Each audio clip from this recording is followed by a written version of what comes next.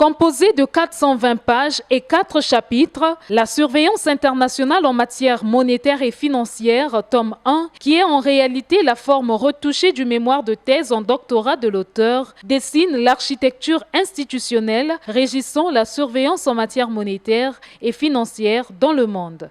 Cette surveillance s'exerce assez bien, elle est coordonnée, même organisée, mais il y a là certaines faiblesses que j'ai épinglées. Je propose une réforme, non pas du FMI, mais une réforme statutaire du FMI, en ce sens que certaines missions aujourd'hui assumées par le FMI ne sont pas inscrites dans ces statuts. Paru aux éditions du Panthéon à Paris en France, cet essai de sagesse Aimé Ondongo permettra aux lecteurs, composé des étudiants, chercheurs, praticiens du droit et de l'économie et de la finance ainsi que les férus de la culture générale, de faire école.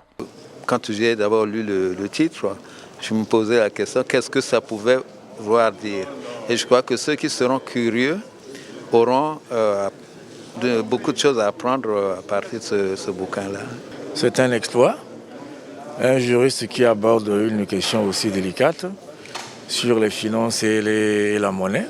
Je suis moi-même aussi juriste, mais là, je crois qu'il met à la disposition des intellectuels, des financiers et autres, un instrument très important. Juriste de formation, le docteur Sagesse Aimé Ondongo n'est pas à sa première publication.